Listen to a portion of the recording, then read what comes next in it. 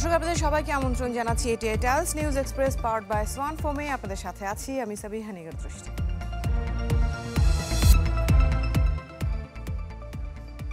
পঙ্গু হাসপাতালে গণ অভ্যুত্থানে আহতদের দেখতে গিয়ে তোপের মুখে পড়েন স্বাস্থ্য উপদেষ্টা নূরজাহান বেগম ও British high commissioner Sarah Cook. এ সময় জরুরি বিভাগের গেটে বিক্ষোভ দেখান উৎসুক জনতা ও আহতরা। কেউ কেউ চেষ্টা করেন সড়কে অবস্থান নিতে।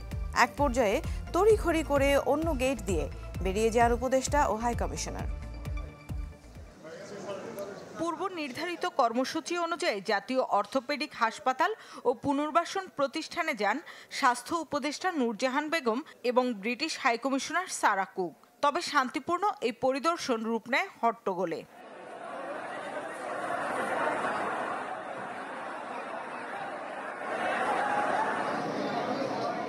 হাসপাতালটিতে দেশি চিকিৎসকদের সাথে ব্রিটিশ দুই চিকিৎসকও জুলাই আগস্টের গণ অভ্যুত্থানে আহতদের সেবা দিচ্ছেন। এখনও যারা সুস্থ হতে পারেননি তাদের কথা শুনতে বিভিন্ন বেডে যান উপদেষ্টা ও ব্রিটিশ হাইকমিশনার। এ সময় ভেতরে গণমাধ্যম কর্মীদের প্রবেশ করতে না দিলেও দূর থেকে মেলে হট্টগোলের আওয়াজ। আহত সবাই সবার আগে তাদের সব কথা শোনাতে চেয়েছিলেন, যা না হয় কেউ কেউ ক্ষুব্ধ হন।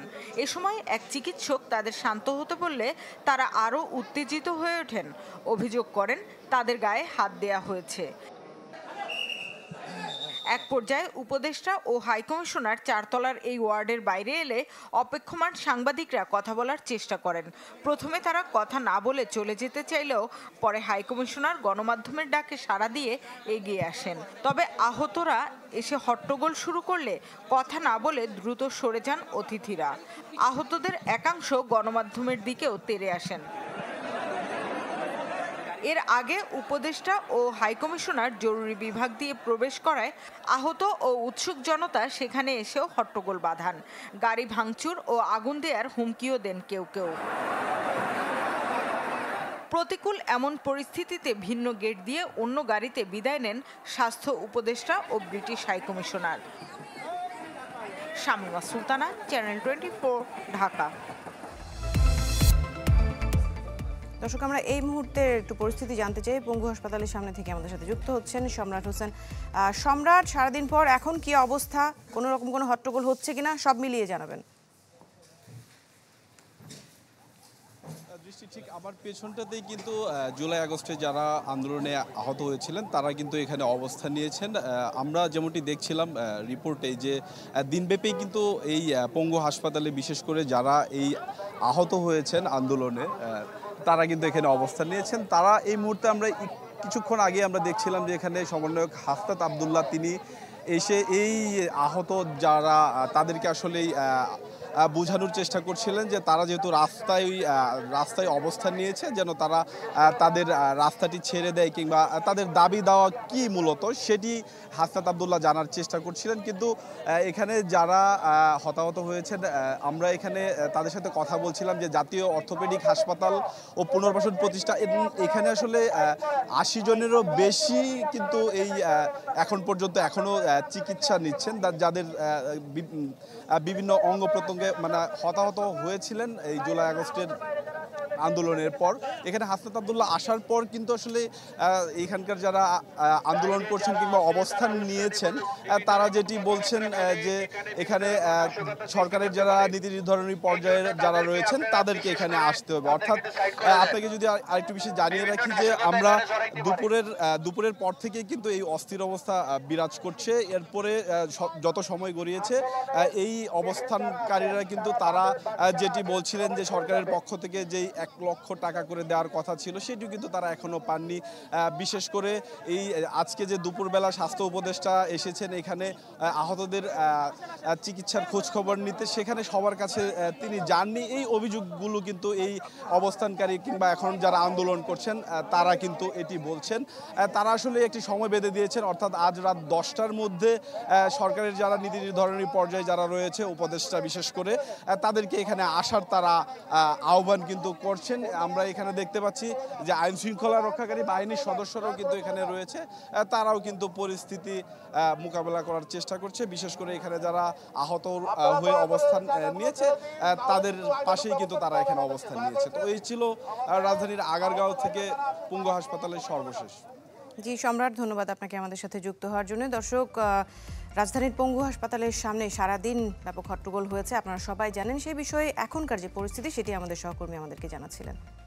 এলো instant milk powder happy cow, যেমন সাশ্রয়ী তেমনি পুষ্টিগুণে ভরপুর। আর এটা নিউজিল্যান্ডের গরুর দুধ। হ্যাপি কাউ, গরুর দুধের স্বাদ সবাই পাক। রাজনৈতিক পট পরিবর্তনের পরও দৌরাত্ম্য কমেনি রাষ্ট্রায়ত্ত ব্যাংকের সিবিএ নেতাদের। কেউ কেউ পাল্টাচ্ছেন ভুল, অযৌক্তিক দাবি আদায়ে বেপরোয়া তারা, যা আর্থিক খাতে সুশৃঙ্খল পরিবেশ নিশ্চিতের বড় অন্তরায়। যদিও এসব প্রতিষ্ঠানের শীর্ষ নির্বাহীরা বলছেন বিশৃঙ্খলা রোধে নেওয়া হবে সর্বোচ্চ ব্যবস্থা। আরও জানাচ্ছেন মাসুম মিয়া।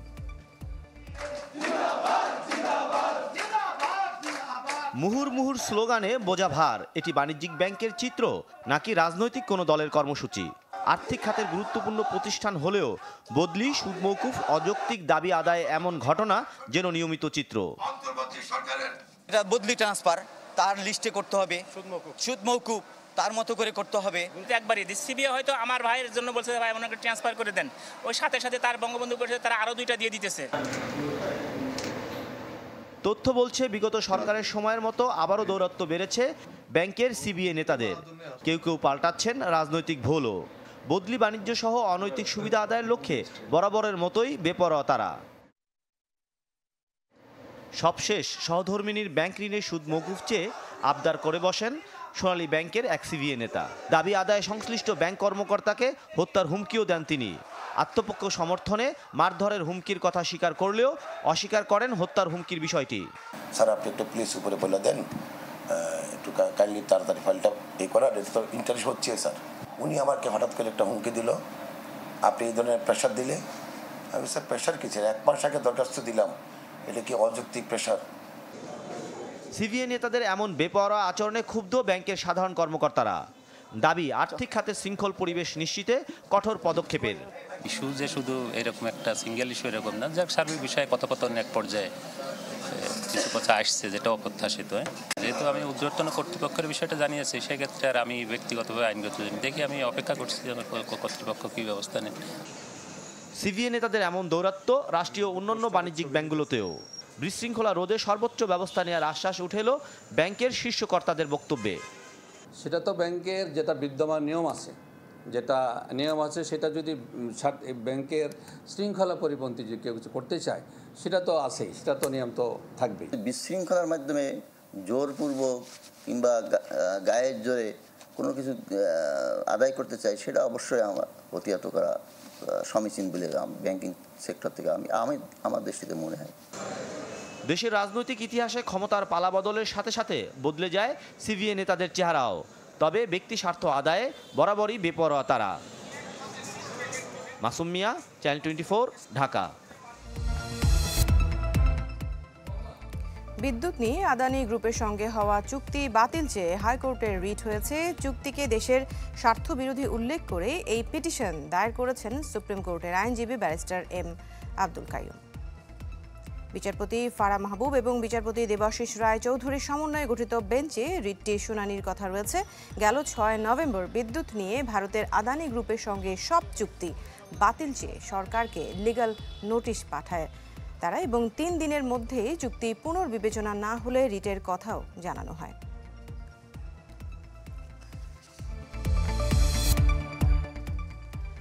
শূন্য বর্জ্য ও শূন্য কার্বনের উপর ভিত্তি করে নতুন জীবনধারা গড়ে তোলার আহ্বান জানিয়েছেন প্রধান উপদেষ্টা doctor Mohammad Yunus.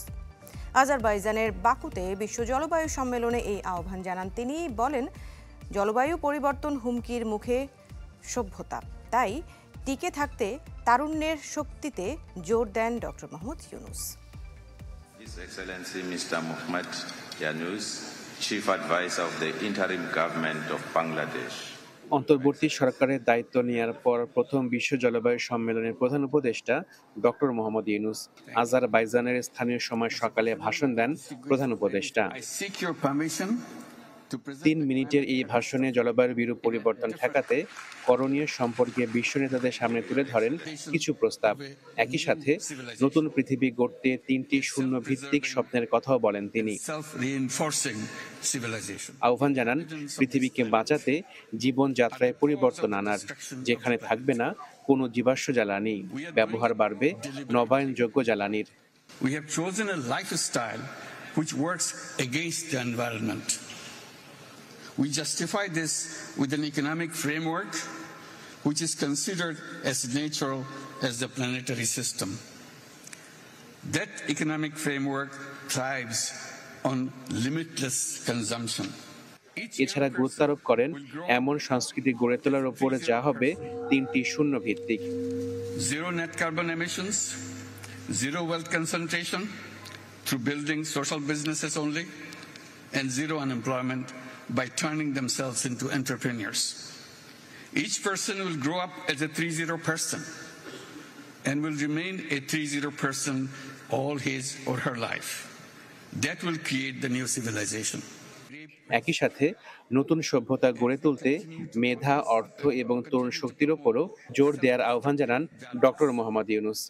We need to mobilize our intellectual, financial, and youth power to lay the foundation of a new civilization, a self-preserving and self-reinforcing civilization. পৃথিবীকে ধ্বংসের হাত থেকে বাঁচাতে নতুন জীবনযাত্রা এবং নতুন সংস্কৃতিতে অভ্যস্ত হবার আহ্বান জানালেন প্রধান উপদেষ্টা।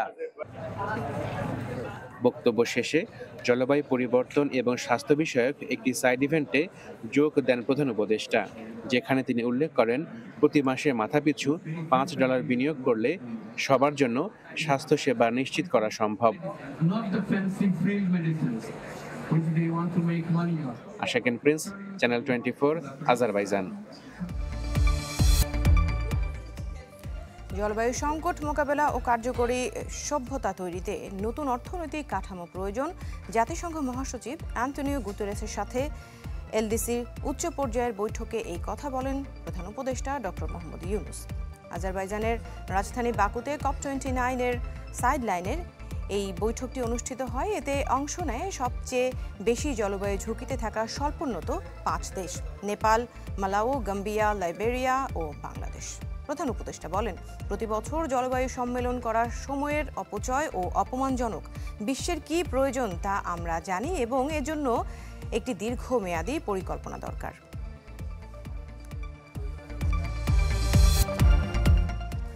দর্শক, এটি Times News Express powered by Swan ফোমের সময় হলো একটা বিরতির, ফিরে আসছে একটু পর।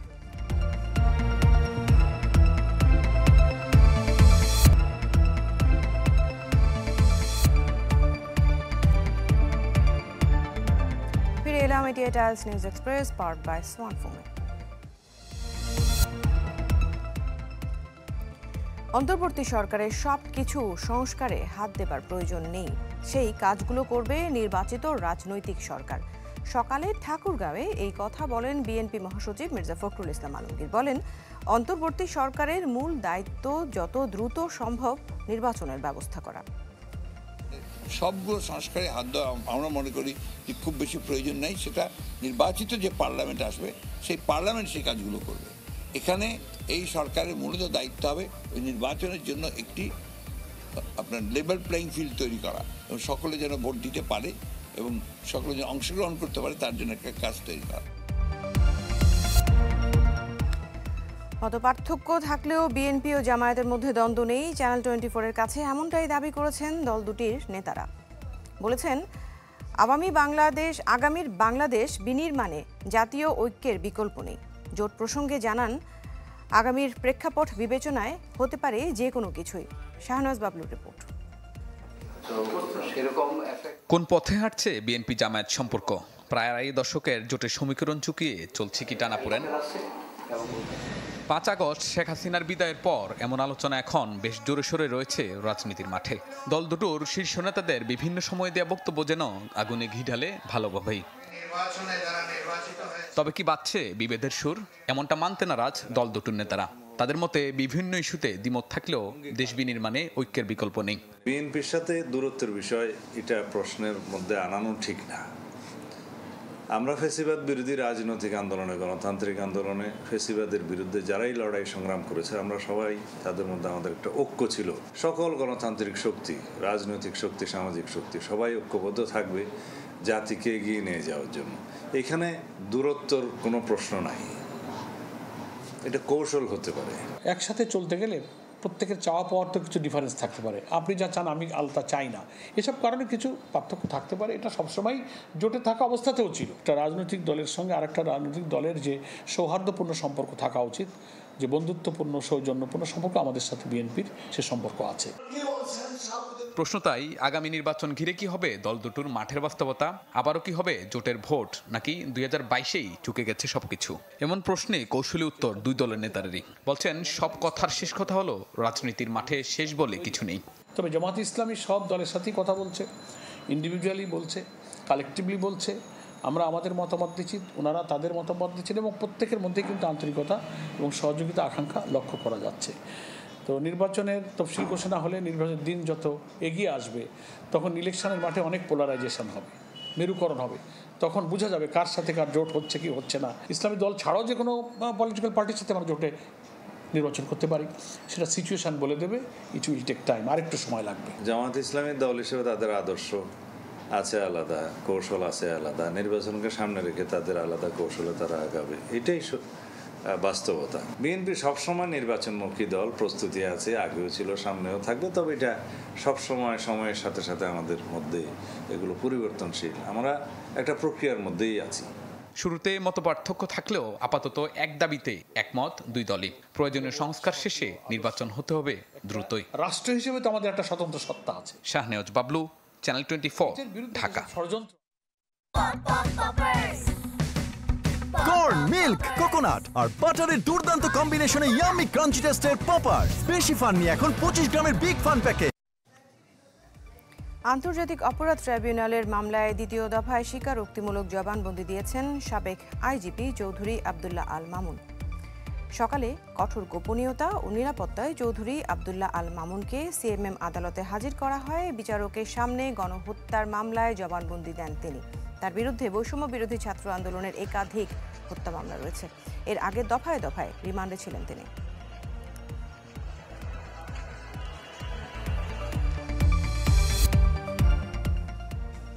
পঞ্চদশ সংশোধনী পুরো বাতিল চায় না সরকার, এমন মন্তব্য করেছেন অ্যাটর্নি জেনারেল মোহাম্মদ আসাদুজ্জামান।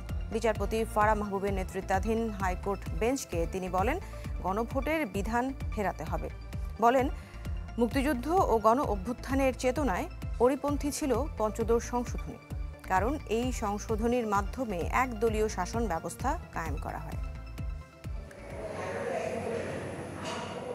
তত্ত্বাবধায়ক সরকার ইস্যুতে আপিল বিভাগে আগে রিভিউ শুনানি হবে নাকি হাইকোর্টে পঞ্চদশ সংশোধনীর রুল শুনানি হবে, এমন প্রশ্নে শুরুতেই নিজের অবস্থান পরিষ্কার করে যুক্তি উপস্থাপন শুরু করেন রাষ্ট্রের প্রধান আইন কর্মকর্তা।